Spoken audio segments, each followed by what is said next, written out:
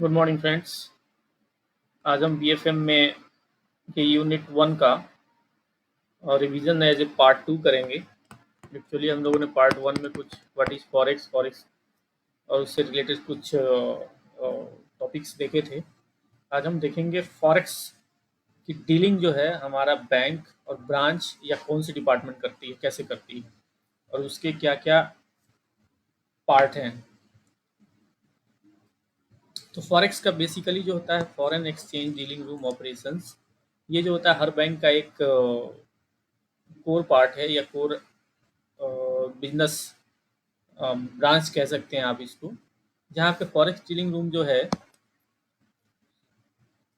क्या करती है, operation comprise function of service of branch to meet the requirement of customer of other branches and division to buy and sell of forex branches या foreign exchange dealing room का mainly काम क्या है, buy और sell foreign currency, manage foreign currency assets and liabilities and fund and manage nostro account, also undertake proprietary trading in currency. ठीक है।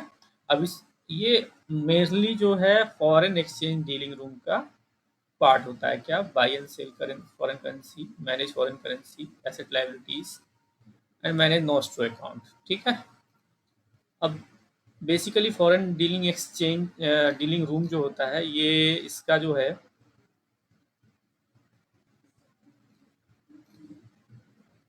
तीन part में डिवाइड होता है। ठीक है। Thus, the dealer needs to manage gap position in different currency। ठीक है। यहाँ पे तीन पार्ट होता है। सबसे पहला पार्ट जो होता है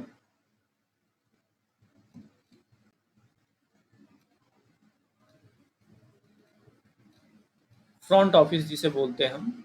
सबसे पहला डीलिंग रूम के भी तीन पार्ट होते हैं। ये डीलिंग रूम हो गई, इसके तीन पार्ट हो गए।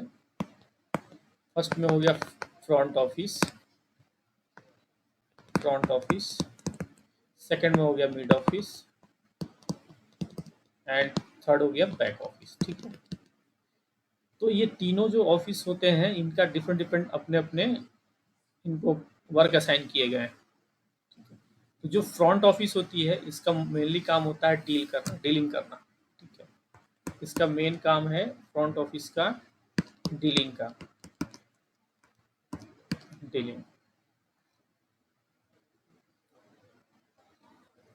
ठीक है।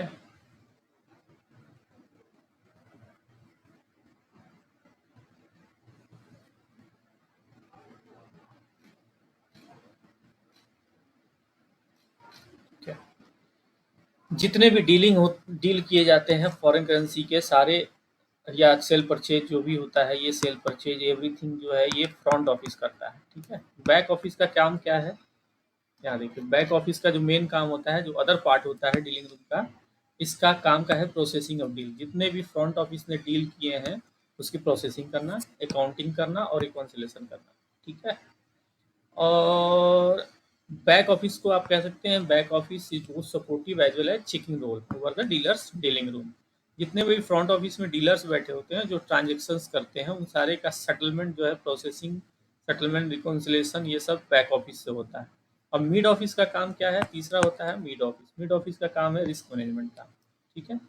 Parameterisation of risk for dealing room operation including forex transaction. ठीक है। तो मिड ऑफिस जो है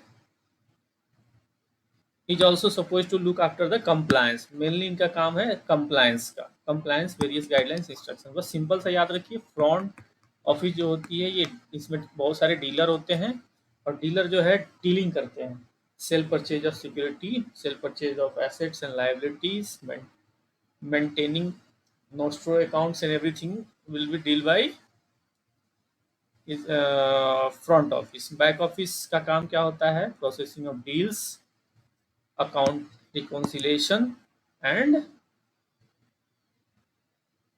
रिलेटेड आइटम्स। और थर्ड होता है मिड ऑफिस। मिड ऑफिस का काम क्या है, मोस्टली कंप्लायंस। ठीक है। तो ये हमारा हो गया डीलिंग रूम। ये तीनों मिलकर बनाते हैं डीलिंग रूम। ठीक है।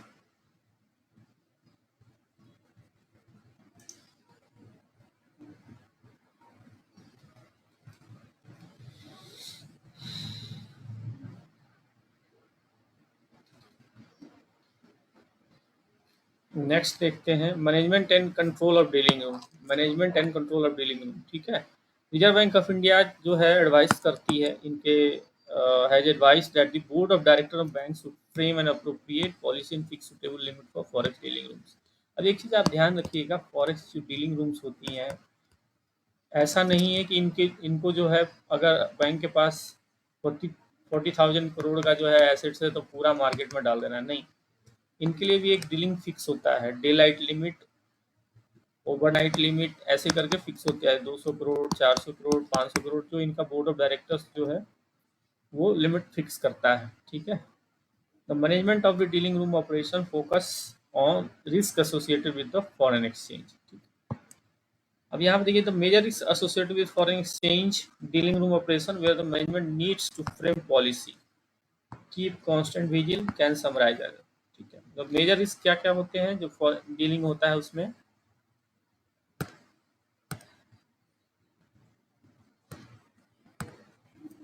पहला होता है ऑपरेशनल रिस्क।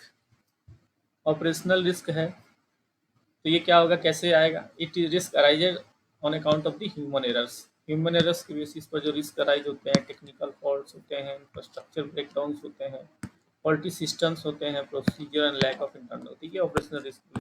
एक्सचेंज रिस्क मतलब एक्सचेंज में जो रिस्क होता है, तो most common and obvious risk in foreign exchange. अभी जैसे मान लीजिए आपने फॉरेक्स में 1 रुपये लगाए थे, वो घट के 90 पैसे हो गए, तो लॉस हो गया ना। अगर 1 रुपये 10 पैसे हो गए किसी शेयर में आपने लगाया या कहीं भी लगाया, तो आपको 10 पैसे फायदा होंगे। तो ये क्या है, एक्सचेंज रिस्क होता है। क्रेडिट रिस्क, अब यहाँ पर कहता है it is a risk loss which arises due to inability और unwillingness of the counter party to settlement risk and settlement risk, ठीक है, to settle meet the obligation of at maturity of underlying transaction. देखिए, credit risk क्या होता है? Credit risk में क्या है कि जो आपकी काउंटर पार्टी होती है वो अनविलिंग हो जाती है या इनएबिलिटी शो कर देता है कि अपने जो ऑब्लिगेशन है उसको मैच्योरिटी पर फुलफिल करने के लिए। क्रेडिट रिस्क के 2 पार्ट होते हैं। पहला settlement risk, pre settlement, post settlement, ठीक है। प्री सेटलमेंट क्या होता है? Risk failure of the counter party before maturity. अगर मैच्योरिटी से पहले ही काउंटर पार्टी बोलता है कि नहीं हम नहीं कर पाएंगे, ठीक है, तो वो क्या होगा, pre settlement risk before maturity of contract, thereby exposing the party to cover transaction at the ongoing market new, ठीक है। अब पोस्ट सेटलमेंट तो वही होता है कि अगर मैच्योरिटी डेट पे पार्टी जो है डिनाई कर दे, काउंटर पार्टी, कि हम इस डील को आगे मैच्योर नहीं कर पाएंगे। उसके बाद आता है सेटलमेंट रिस्क। काउंटर पार्टी हमने पहले ही पढ़ लिया, ठीक है। Risk failure of the counter party during the course of settlement due to time zone difference between the two currency to be exchange. अब कहता है रिस्क क्या है? Settlement risk, risk of the failure of counter party during the course of settlement due to time zone difference. अब time zone difference के कारण जो settlement risk आती है काउंटर पार्टी के फेलियर होने से, तो उसे सेटलमेंट रिस्क बोलते हैं।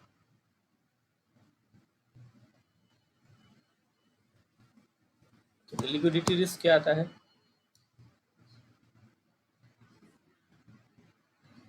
देखिए, एक उदाहरण आप देख लीजिए सेटलमेंट रिस्क में जो है हर्स्टेड रिस्क है। हर्स्टेड रिस्क क्या था? Which arise due to failure of German bank Bankhaus Herstatt in the Frankfurt in the year 1974। Liquidity risk है। अब लिक्विडिटी क्या है? Liquidity risk is potential for liability to drain the bank faster rate of than the assets. The mismatch in the maturity pattern of assets and liability give rise to liquidity risk, ठीक है। Thus, it is a risk which may arise due to party to foreign exchange transaction funding unable to meet the funding requirement or execute the transaction at a reasonable price on maturity date। तो ये liquidity. Gap risk क्या होता है? Gap risk होता है in case, देखिए सीधा सा गैप रिस्क का मतलब है a bank buy and sell currency, ठीक है, for spot and forward value. It may not be allowed to possible the bank to match the forward purchase and sales. Thus, if purchase and sales take place for different value date, while the bank may completely stand hedged for exchange front, it create mismatch in asset and liability which revert। Asset and liability के बीच में जो gap create होता है ना, उसे ही हम gap risk या इंटरेस्ट रेट रिस्क बोलते हैं। The gap are pledged by the bank paying receiving appropriate forward differential। यहाँ सीधा से देखिए, यहाँ पर therefore it is the risk arising out of the adverse movement of implied interest और actual interest। जो एक्चुअल इंटरेस्ट लगना था और इम्प्लाइड इंटरेस्ट के बीच का जो डिफरेंशियल है उसे ही हम गैप रिस्क बोलते हैं। मार्केट रिस्क क्या है? मार्केट के एडवर्स मूवमेंट के कारण जो रिस्क होती है उसे मार्केट रिस्क कहते हैं। ठीक है।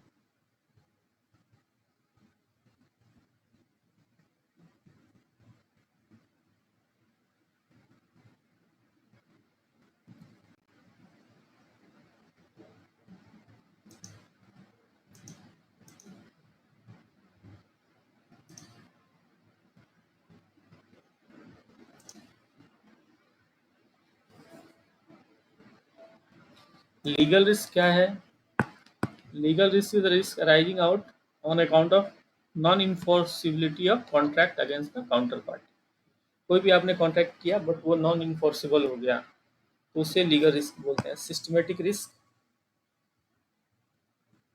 Is the risk of possibility of major bank falling and the resultant loss to counter parties. मान लीजिए कि एक सिस्टम बना हुआ है, ए बैंक है, बी को उसने उधार दिया है, बी ने सी को दिया है, सी ने डी को दिया है। ठीक है।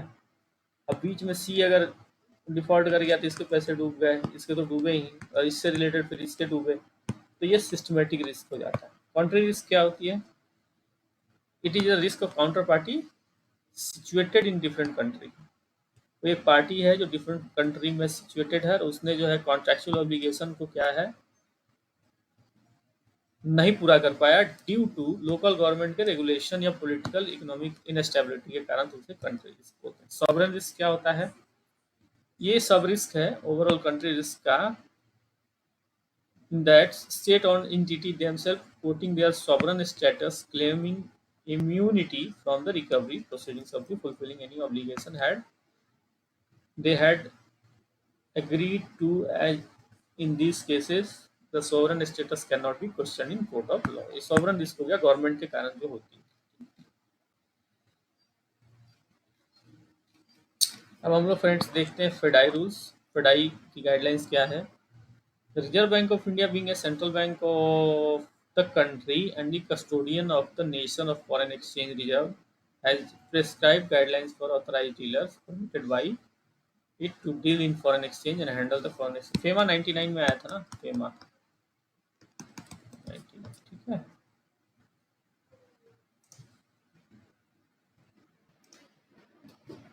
नेक्स्ट है फ्रेंड्स हमारा फेडाई गाइडलाइंस।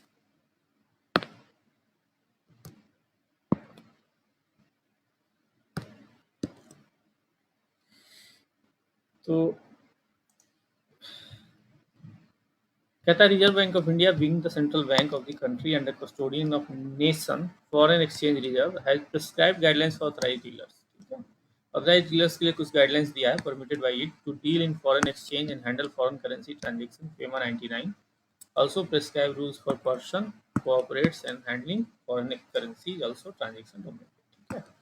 तो जो भी है आरबीआई ने एक रूल सजेस्ट किया है 1999 फेमा में, बट कुछ उसके अगेंस्ट में फेडाई की गाइडलाइंस है। जैसे अब पहले हमारे पास जो है आरबीआई ने 3 कैटेगरी बना रखी थी जो फॉरेन एक्सचेंज ये करते थे। पहले होता था फुल फ्लेज मनी चेंजर्स। ठीक है। एक तो होता था, आपको सबसे पहले आ जाए authorise dealers. The reserve bank of India issue authorise dealer licence to bank and all India financial institution to undertake foreign exchange transactions in India। At present, there are over 19 ADs, which include public sector and the RBI also issues money changers। तो हमारे जितने भी bank है वो authorise dealer हैं। ठीक है ना, इनको लाइसेंस आरबीआई इशू करती है अंडर फेमा। उसके अलावा एक और भी होता है फुल फ्लेज मनी चेंजर्स और restricted money changers. Full fledge money changers क्या है? ये सारे काम कर सकते हैं। Licence to large number of establishment firms, companies, hotels, shops deal in foreign currency notes, coins, traveller cheques and facilitate encashment of foreign currency for foreign tourist. तो ये ऑथराइज होते हैं बाई एंड सेल के लिए। ठीक है। तो ये एफएफएमसी होते हैं full fledge money changer. While those authorise only to buy restricted money, जो सिर्फ बाई कर सकता है उसे रेस्ट्रिक्टेड मनी चेंजर्स बोलते हैं। अब ये 2005 में जो है कैटेगराइजेशन हुआ था एडीज का।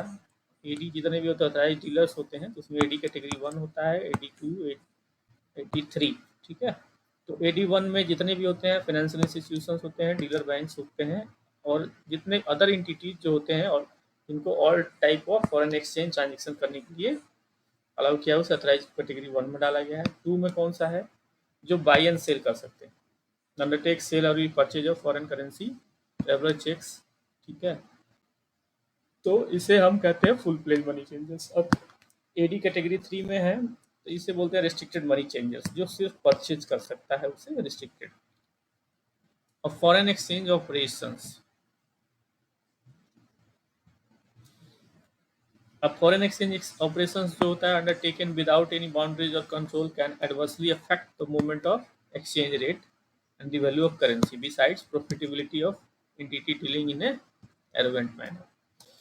अब देखिए यहाँ पे नेक्स्ट जो आते हैं हमारा फेडाई। फेडाई की स्थापना कब हुई थी? नॉन प्रॉफिट मेकिंग ऑर्गेनाइजेशन है, 1958 में इनकी स्थापना हुई थी। फेडाई में ये क्या है? इसमें सारे एडीज होते हैं, ऑथराइज डीलर्स होते हैं, ठीक है ना, मेंबर होते हैं इसके। तो फेडाई ने कुछ जो है गाइडलाइंस दिए हुए हैं। पहला है all export bill to be allowed standard NTP period, ठीक है। ऑल स्टैंडर्ड ट्रांजिट पीरियड जो होता है normal transit period NTP as prescribe for the purpose of allowing concessional rate of interest. कुछ यहाँ पे ये आप लोग थोड़ा रिवाइज कर लीजिएगा, ठीक है। फेडाइस जो रूल्स बनाती है, इसी के बेसिस पर जितने भी एडीज हैं वो काम करते हैं। ये कैंसिलेशन, एक चीज़ यहाँ पे इम्पोर्टेंट है, कैंसिलेशन ऑफ फॉरवर्ड कॉन्ट्रैक्ट। बाकी सब आप देख लेंगे।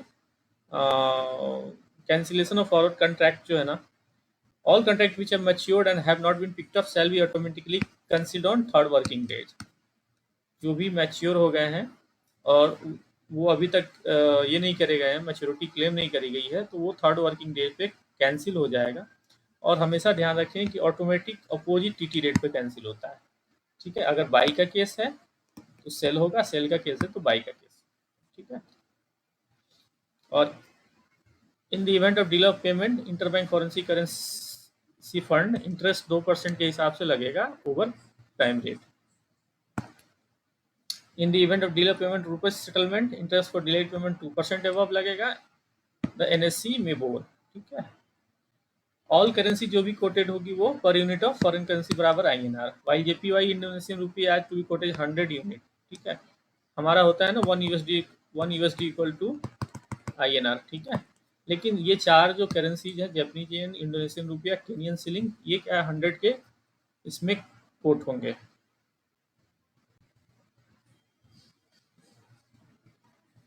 यहाँ पे कुछ जो है आप जरा एक बार चेक करेंगे। Let us also see some RBI guidelines applicable to the authorised persons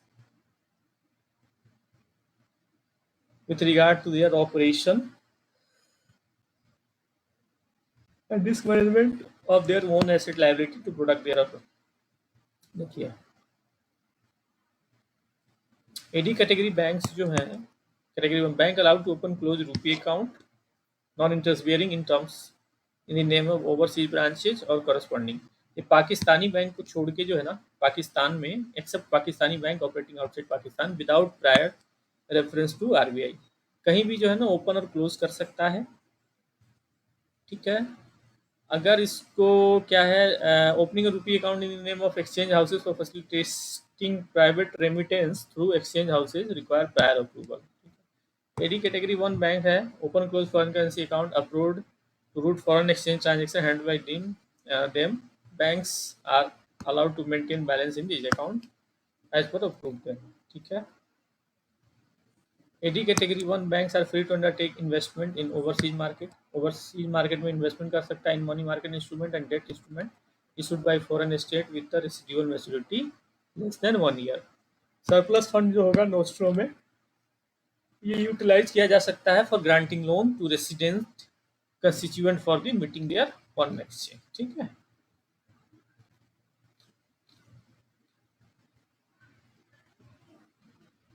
देखिए यहाँ पे कुछ चीज़ है इम्पोर्टेंट, मैं आपको इम्पोर्टेंट बता रहा हूँ। Bank can also allow resident individual who are banking with them to book forward contract USD $10,000. ठीक है, with the condition that contract booked under this facility will be normally be deliverable basis. The notional value should not be exceed 10,000 and the forward contract may be booked for the tenure of 1 year only. 1 year के लिए ही book होगा, ठीक है. Man can also offer foreign currency. Foreign currency आप कर सकते हैं rupee swap to resident person that has a foreign exchange or rupee liability to hedge a long term exposure with certain condition. Man can also enter into foreign currency. चलिए ठीक friends, ये कुछ इसके साथ ही हमारे यूनिट 1 का जो है रिवीजन कंप्लीट होता है. कुछ ये न्यूमेरिकल्स थे जो हमने ऑलरेडी जो है एक इसकी वीडियो न्यूमेरिकल्स की हमने ऐड करी हुई है, आप उसका ज़रा ध्यान देंगे. मैं अब रिवीजन के बजाय फ़िलहाल मैंने एक बार डिसाइड किया है कि मैं आपको बुक्स से रिलेटेड जितने भी आपके न्यूमेरिकल्स हैं मैं उनको कंप्लीट करके आपको प्रोवाइड करा देता हूँ ताकि कुछ बेनिफिट हो जाए, ठीक है. और फ्रेंड्स, अगर आपको हमारा चैनल अच्छा लग रहा हो तो आप इसे लाइक कर सकते हैं, शेयर भी कर सकते हैं और सब्सक्राइब भी करिए, ठीक है. तो मुझे भी खुशी होगी और थोड़ा उत्साहवर्धन होगा और मैं इसमें इम्प्रूवमेंट भी कर पाऊँगा. Okay friends, thank you.